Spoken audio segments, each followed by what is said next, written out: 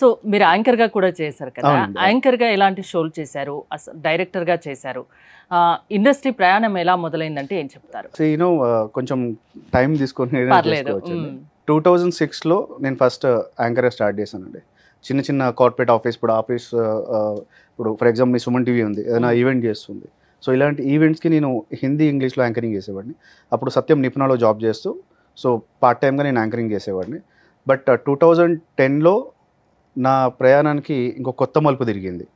So 2010లో నేను MBA చేస్తున్నప్పుడు నా కాలేజ్ ఈవెంట్, సో యాంకర్గా వేరే వాళ్ళని సెలెక్ట్ చేశారు, బట్ నన్ను సెలెక్ట్ చేయలేదు.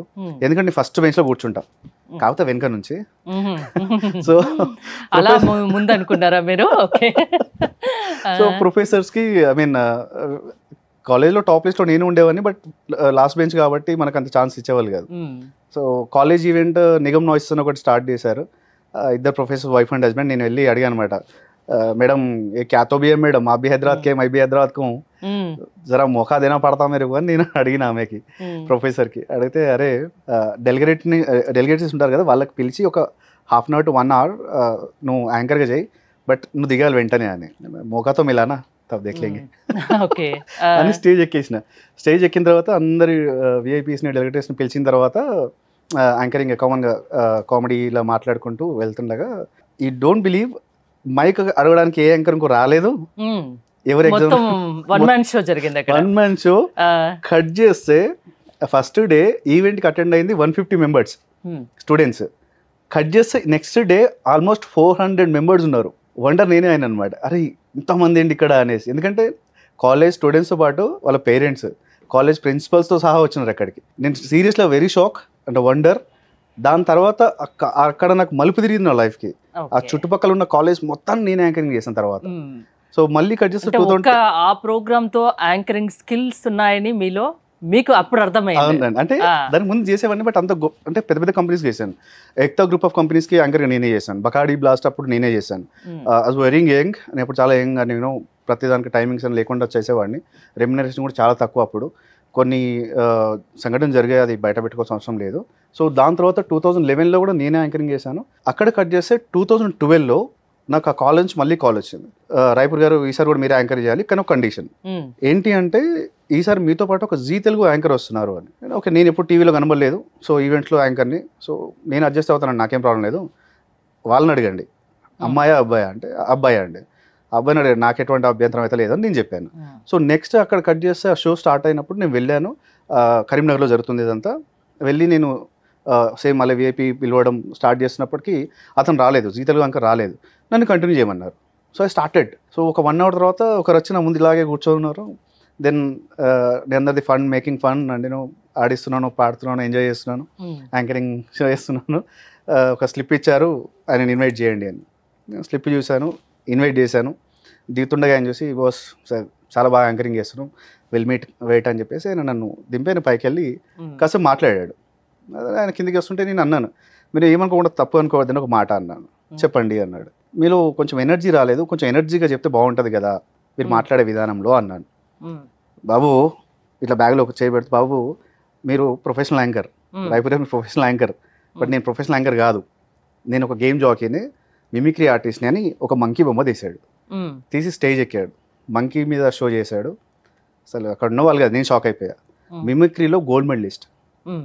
కట్ చేస్తే ఆయన ఎవరో కాదు, వెంకీ మంకీ జబర్దస్త్. ఓకే, అట్లా మీరు జబర్దస్త్కి వెళ్ళారా? జబర్దస్త్ లో కూడా చేశారు కదా? చేశాను. సో 2012లో ఇద్దరం ఒకటే స్టేజ్లో అక్కడ పరిచయమైన మా పరిచయం. తర్వాత 13-14 వరకు కూడా మేము ఈవెంట్స్, ప్రతి ఈవెంట్స్కి ఆయన నాకు కాల్ చేయడం, లేదా నాకు ఈవెంట్స్ వస్తే ఆయన కాల్ చేయడం. So we were like brothers. అరే అంటే అరే అనుకుంటూ ఉంది. సో ఇద్దరం అరే అరే అనుకుంటూ అలాగే ఫ్రెండ్స్ అయ్యాము. We are good. 2013లో జబర్దస్త్ స్టార్ట్ అయినప్పుడు అందరికీ ఛాన్స్ వచ్చింది, కానీ నాకు కాల్ రాలేదు. నాకే కాదు అసలు, టీవీ యాంకర్స్ కూడా ఎవరికి కాల్ రాలేదు. మళ్ళీ ప్రొడక్షన్స్ ఎవరికి కాల్ రాలేదు. నేను షాక్ అయ్యాము. అసలు అన్నపూర్ణ స్టూడియోలో సెట్ వేసి షూట్ కూడా అయిపోతుంది, పెద్ద పెద్ద వాళ్ళందరికీ టీమ్ లీడర్ అయ్యారు. అంటే అప్పటికి ఇండస్ట్రీలో కొంచెం ఉన్నవాళ్ళు, చమ్మచంద్ర గారు కావచ్చు, మన ఆయన రాఘవ గారు కావచ్చు, లేకపోతే చంటి గారు కావచ్చు, వీళ్ళందరూ టీమ్ లీడ్స్లో ఉన్నారు. అరే ఇదేంటి, మాకు ఎవరికి కూడా ఇన్ఫర్మేషన్ కూడా లేదు. సరే మన చిన్నవాళ్ళం ఎందుకులే. సో అక్కడ కట్ చేస్తే 13 నుంచి 14 వరకు నాకు ఎక్కడ కూడా ఆపర్చునిటీ రాలేదు. 14లో చమ్మక్ చంద్ర గారి దగ్గర నుంచి ఈయన వెంకీ రాఘవ దగ్గరికి వెళ్ళారు. ఆయన టీం లీడ్, ఈయన మళ్ళీ అందులో వర్క్ చేస్తున్నాడు. ఆయనతో పాటు రాఘవ సార్ టీంలో వెంకీతో పాటు ఇంకొక ఆయన ఉన్నారు రాము. రాము గారు నేను 2003-4లో రామోజీరావు గారి దగ్గర పనిచేశాను. గ్రేట్. సో అక్కడ మాకు పరిచయాలు ఉన్నాయన్నమాట. సో నేను ఎవ్రీ ఫ్రైడే షూటింగ్కి వెళ్ళేవాడిని. నేను అప్పటికి మంచి పొజిషన్లో ఉన్నాను. నాకు ఐసిఐసిఐ బ్యాంక్లో జాబ్, హెచ్ఆర్గా జాబ్, మంచి పొజిషన్, మంచి శాలరీ. బట్ ప్యాషన్ అంతా మనసంతా ఇలా షూటింగ్ చేస్తున్నారు కానీ ఆ జాబ్ మీకు తృప్తినివ్వలేదు. లేదు. 2014లో ఇక కాల్ చేసి అరే ఈసారి నీకు ఈ రోజు ఫ్రైడే నీకు ఖచ్చితంగా ఆపర్చునిటీ వచ్చేసి అనేసి వెంకీ నాకు కాల్ చేశాడు. సో వెంట్ దేర్, ఆపర్చునిటీ వచ్చింది. మార్చ్ 27, 2014 నా ఫస్ట్ షో. నేను ఫస్ట్ ఎపిసోడ్ ఇలాగ నిల్చున్నాను అంతే, బ్యాగ్ వేసి ఇలా ఫస్ట్ ఎపిసోడ్ నాది. ద నెక్స్ట్ ఎపిసోడ్ కట్ చేస్తే మళ్ళీ April 3rd సేమ్ అలాగే నేను కప్పల పెళ్లి దాంట్లో బ్యాగ్ ఇట్లా వేసుకొని నిల్చొని ఉన్నాను. కాకపోతే నాకు డైలాగ్స్ లేవు. బట్ అప్పటికి కొన్ని వాటికి అందరం కూర్చొని కూడా సో వెంకీ గారు అక్కడ ఏంటి అంటే అరే ఈ ఎపిసోడ్లో నీకు ఛాన్స్ వస్తుంది అని చెప్పి 2 ఎపిసోడ్లకు నాకు ఛాన్స్ ఇచ్చిన తర్వాత నెక్స్ట్ మేము కామన్గా అన్ని స్క్రిప్ట్స్ అన్నీ కూడా మేము కామన్గా మాట్లాడుకుంటూ ప్రాక్టీస్ చేసేవాళ్ళం. నేను కూడా ఫన్ టైం మేక్ చేసేవాడిని. సుధీర్ గారు కావచ్చు, అక్కడ ఉన్న ప్రతి ఒక్క టీంతో నేను ఫన్ టైం అండ్ రైటర్స్తో నేను రైటింగ్ చేయడం కానీ ఒక సందడిగా ఉండేది. ఎవ్రీ డే ఒక 2-3 ఎపిసోడ్స్ షూట్ అయ్యేది అన్నపూర్ణ స్టూడియోలో, 5 ఫ్లోర్ నెంబర్ 5 అనుకుంటా. సో ఒక రోజు ఏమైంది, నెక్స్ట్ నాకు ఆపర్చునిటీ కోసం నేను ప్రతి ఫ్రైడే ఆఫీస్కి డుమ్మాను. అప్పుడు వర్క్ ఫ్రమ్ హోమ్ లేదు. సో సరే ఈసారైనా మంచిగా డైలాగ్ రాకపోతుందా అని ఆలోచించిన టైంకి నాకు వచ్చిన ఛాన్స్ మగధీర స్కిట్. ఈ నా లైఫ్లో మరో మలుపు తిరిగిన ఆ రోజు నేను మర్చిపోను.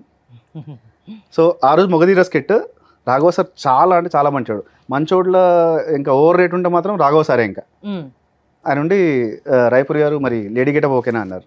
Sir getting opportunity is fine. So అంతకు మించి ఇంకేం చేయలేము, నాకు ఏ ఆపర్చునిటీ నేను ఉపయోగించుకుంటా, లేడీ గెటప్ ఓకే. ఇంకే వచ్చేసి నేనే చేస్తున్నారా చాలాసార్లు, నువ్వు చెయ్యి అంటే అరే నేను బాధపడట్లేదు చేస్తా అంటున్నాను. సో దాంట్లో మగధీర స్కిట్లో ఏంటంటే జస్ట్ మీ వాయిస్లో ఆ అనాలి, లేడీ ఎవరైనా టచ్ అయితే మనకు సౌండ్ ఇవ్వాలి అనేసి పర్వాలేదు. సో నేనేమనుకున్నాను have to give a best. So the best ఇవ్వాలి నేను అనేసి ఒక 3-4 వేరియేషన్స్ చెప్దాము రాఘవ సార్కి, దానిలో ఆయనకి ఏది నచ్చితే అదే ఫాలో అవుదాము అని చెప్పి నేను ప్రాక్టీస్. ఇక్కడ సడన్గా ఏదో దుష్టశక్తి వచ్చిందో లేకపోతే ఏదో మంచిగా వచ్చిందో తెలియదు. ఒకరు వచ్చి డోర్ నాక్ చేశాడు. రాఘవ సార్ డోర్ ఓపెన్ చేశాడు, ప్రాక్టీస్ చేస్తున్నాడు. ఆయన నమస్తే రాఘవన్న ఎట్లున్నావు అనుకుంటా లోపలికి వచ్చి కూర్చున్నాడు. కూర్చొని ఏంటన్నా ఏం షో చేస్తున్నారు, ఈ స్క్రిప్ట్ ఏం చేస్తున్నారు చెప్పండి అంటే రాఘవ సార్ ఉండి అరే అందరి దగ్గర పోయి అడుగుతావు, వీళ్ళది బాగాలేదని చెప్పేసి పోయి ఆయనకి చెప్తావు, నాకు అర్థం కాదు సరే నీకు చెప్పాను అన్నాడు. లేదన్నా ఈసారి నువ్వు ఖచ్చితంగా నువ్వు ప్రైజ్ కొట్టాలి ఇది అదేసి నేను ఎంకరేజ్ చేస్తున్నాడు. అయినా నేను చెప్పాను రా అంటాడు. లేదా చెప్పు అంటే ఇట్లా మగధీర స్కిట్ చేస్తున్నాం రా. అవునా బాగుందన్నా, ఇది కాన్సెప్ట్ బాగుంది, ఈ లేడీ గెటప్ ఎవరు అన్న, ఈ కొత్త అబ్బాయి అని నాకు చూపించాడు. ఆయన ఎవరెవరని అడిగాడో ఒక సెకండ్ కూడా ఆకుండా ఏంది రాఘవన్ నా కొత్తలతో చేస్తావా నువ్వు, అప్పుడు మీకు చాలా బాధ అనిపించి ఉంటది.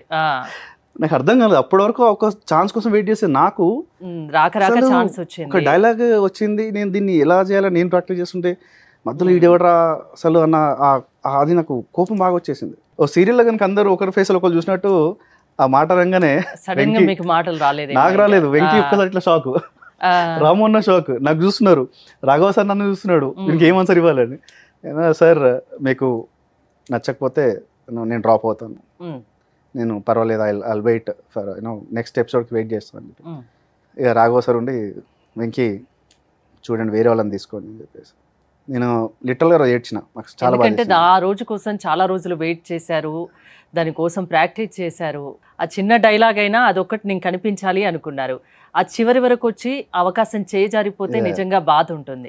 నాకు చాలా ఏడుపు వచ్చేసింది. వెంకీ కూడా అరే సారీ రే ఏమనుకోకు అన్నాడు. రాము అన్న అరే ఆయన వచ్చేసి అన్నాడు అరే ఆయన ఒక్క డైలాగ్ని మర్చిపోను, ఇప్పుడు రాము అన్న నాకు మాట అన్నాడు, గుర్తుపెట్టుకోరా జబర్దస్త్ అనేది పార్ట్ మాత్రమే, సినిమా మాత్రం లైఫ్ లాంగ్ రా, నువ్వు మంచి యాంకర్వి, నేను ఎన్నో సంవత్సరాలు నేను చూస్తున్నా, నీ రూమ్మేట్ ఫ్రెండ్ నాకు అన్నీ చూస్తున్నా, నీ దగ్గర చాలా టాలెంట్ ఉంది, కొంచెం ఓపిక పట్టుకో, ఫిలిం మీద కాన్సన్ట్రేట్ చేయి, షోస్ అనేది ఒకసారి ఉంటుంది ఒకసారి పోతుంది, ఫిలిం ఇస్ అల్టిమేట్ రా.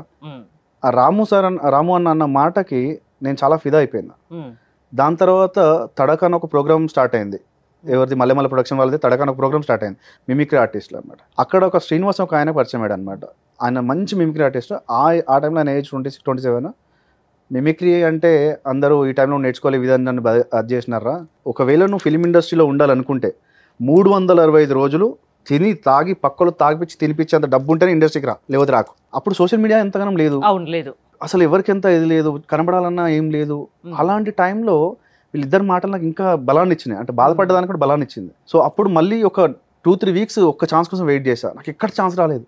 నేను అడుగుతున్నాను, నాకు ఒక ఛాన్స్ ఇవ్వండి, ఎక్కడ ఛాన్స్ రాలేదు. రాఘవ సార్ని అడిగినా, వెంకయ్యని అడిగినా, రామోహన్ అడిగిన, అందరికి అడిగినా, అసలు ఎక్కడ ఛాన్స్ రాలేదు. నేను జాబ్ వదిలేసిన, నా వల్ల రాలేదు. ఇంకా జాబ్ వదిలేసిన.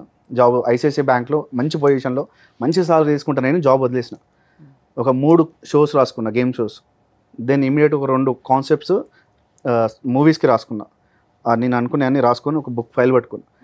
నేను తిరగని ప్రొడక్షన్ హౌస్ లేదు, ఇంక్లూడింగ్ అల్లు ఎంటర్టైన్మెంట్తో సహా. నేను తిరగని అది లేదు, నేను ఒక్కొక్కరి ప్రొడ్యూసర్ కలవని అది లేదు. బట్ అప్పటికి నేను ఒక మూవీ చేశాను, 2 మూవీస్కి రాశాను, పెద్ద మూవీస్. బట్ నా పేరు ఎక్కడ రాలేదు, డబ్బులు తీసుకున్నాను. అందుకని చెప్పి మూవీస్ చెప్పలేదు. ఒక ఫిలింలో యాక్ట్ చేశాను, గోపి మన ఫిలిం ఒకటి వచ్చింది, యాక్ట్ చేశాను. అందులో తాగుబోతు క్యారెక్టర్. ఆ మూవీకి నేనే రైటర్ కూడా ఉన్నా. కొన్ని డైలాగ్స్ వేణుమాధవ్ గారు డైరెక్ట్ చేశారు అది. సో అంతా ఉన్నా నాకు ఎక్కడ కూడా ఛాన్స్ రాలేదు. నాకు ఇంకా నాలో నేను బాధపడుతూ వస్తున్నా. కట్ చేస్తే 2015 మళ్ళీ నేను జబర్దస్త్కి వెళ్ళి నేను మళ్ళీ బాధపడ్డ రోజు అది. నడి రోడ్డు మీద 3 కాలు పట్టుకున్నా, ఒక్క ఛాన్స్ ఇవ్వండిరా నాకు అని. నాకు ఛాన్స్ కాదని అసలు ఎవరు పట్టించుకోలేదు. ఎందుకు అంటే అప్పటికి వాళ్ళంతా హీరో లెవెల్లో ఉన్నారు. I mean they are great position. వాళ్ళ కష్టానికి ఒక మంచి అది వచ్చింది అప్పుడు. బట్ నా కష్టానికి ఇంకా రాలేదనిపించింది. ఆ రోజు మళ్ళీ ఏడ్చిన. నా లైఫ్లో ఇలాంటి రోజు నాకు రావద్దని ఫిక్స్ అయిపోయిన ఆ రోజే. ఇంకా ఈ వర్డ్ మీరు బాగా బ్యాడ్ తీసుకోకండి. దాని చేత ఏడికైతే అడికేంద్ర పోయి నా సొంతంగా షో చేయాలి, ఏమన్నా కానీ ఎటన్నా ఏమన్నా కానీ నేను సొంతంగా షో చేయాలి. కట్ చేస్తే 2023 డిసెంబర్ 16 సారథి స్టూడియో సెట్ చేసిన, షో చేసిన. పట్టుదలతో అనుకున్నది సాధించారు. ఈరోజు మరి మీరు ఈ స్థాయిలో ఉండడానికి ఆ వ్యక్తే కారణం కదా. ఆయన అలా అని ఉండకపోతే మీరు అంత పట్టుదలగా అంత ఛాలెంజింగ్గా తీసుకొని ఉండకపోయేవారు. అంతేనా? అవును. ఎందుకు ఆయన నేను తప్పట్లేదు, నేను అప్పుడు తప్పట్టాను. తర్వాత నాకు ఆ ఆలోచన వచ్చింది చూడండి. ఐసిఐసిఐ బ్యాంక్లో అంత మంచి పొజిషన్లో ఉండి జాబ్ మానేశాను అంటే నా సొంతంగా ఎదగాలని ఒక పట్టుదలతోటి రావడానికి రీజన్ అయితే అబ్బాయి. నేను ఎంత చాలా పాజిటివ్ తీసుకున్నాను. నేను చాలాసార్లు కలవడం కూడా ట్రై చేశాను. అరే థ్యాంక్స్ అండ్ వారు రాకపోయింటే నాది వేరే పొజిషన్ ఉండేది. ఎందుకంటే అప్పుడు నా యాటిట్యూడ్ వేరే ఉండేది. సో 2018లో నేను ప్యాషన్గా నేను యాడ్ ఏజెన్సీ స్టార్ట్ చేశాను. అవార్డ్స్ తీసుకున్నాను. టైమ్స్ ఆఫ్ ఇండియా నుంచి నేను అవార్డు తీసుకున్నాను, బిజినెస్ ఎక్సలెన్స్ అవార్డు తీసుకున్నాను, corporate art film maker award తీసుకున్నాను. ఒక 70 మందికి ఉపాధి కల్పించాను. సో ఇప్పుడు నా దగ్గర 70 మంది ఎంప్లాయీస్ ఉన్నారు నా దగ్గర. ప్రతి ఒక్కరికి నేను ఎవ్రీ మంత్ సాలరీస్ పే చేస్తున్నాను. సో ఒక పొజిషన్కి వచ్చాను నేను. అంటే కారణం అయితే అబ్బాయి. ఆ రోజు నన్ను వాడు ఇన్సల్ట్ చేయకపోయి ఉంటే మాత్రం నేను ఈ రోజు ఉండే పొజిషన్ కాదు. అప్పుడు ఎంత బాధపడి ఉంటారో మీ మాటల్ని బట్టి నాకు అర్థమవుతుంది. సో ఏదైనా మన మంచికే అని మన పెద్దవాళ్ళు చెప్తుంటారు. అది మీ విషయంలో 100 పాళ్ళు వాస్తవం, అంతేనా? అవునండి. ఎందుకంటే 2015 తర్వాత కట్ చేసి నాకు ఎంత టైం గ్యాప్ వచ్చింది, బట్ నేను ఎక్కడ కింద పడలేదు. అంటే నాకు నేను నిలబడుతూనే వెళ్ళాను. 2023 డిసెంబర్ 16 నేను డేట్స్ అన్నింటిని గుర్తుపెట్టుకున్నాను. డిసెంబర్ 16 సారథి స్టూడియోలో పెద్ద సెట్ వేసాను. ఇంత పెద్ద సెట్ వేసి నీట్ స్టూడెంట్స్ కోసం చేసిన ప్రయాణం సక్సెస్ అయింది. నాకు ఎంతోమంది ఆశీర్వాదం వచ్చింది నాకు అప్పుడు. సో ఐఎమ్ రియలీ హ్యాపీ అనమాట. త్వరలో రిలీజ్ కాబోతుంది. సో నాకు చాలా సంతోషం ఇచ్చింది. సో ఆ రోజు మీకు అసలు జబర్దస్త్ ప్రోగ్రామే ఒక లైఫ్ నిచ్చింది, అంతేనా? మళ్ళీ ఛాన్స్ వస్తే వెళ్తారా? పిలిస్తే వెళ్తారా ఏమైనా చేయడానికి? లేదు, జబర్దస్త్ కి ఒకవేళ జడ్జిగా పిలిస్తే వెళ్తాను కానీ మళ్ళీ కామెడీగా రమ్మంటే లేదండి చేయను. ఓకే.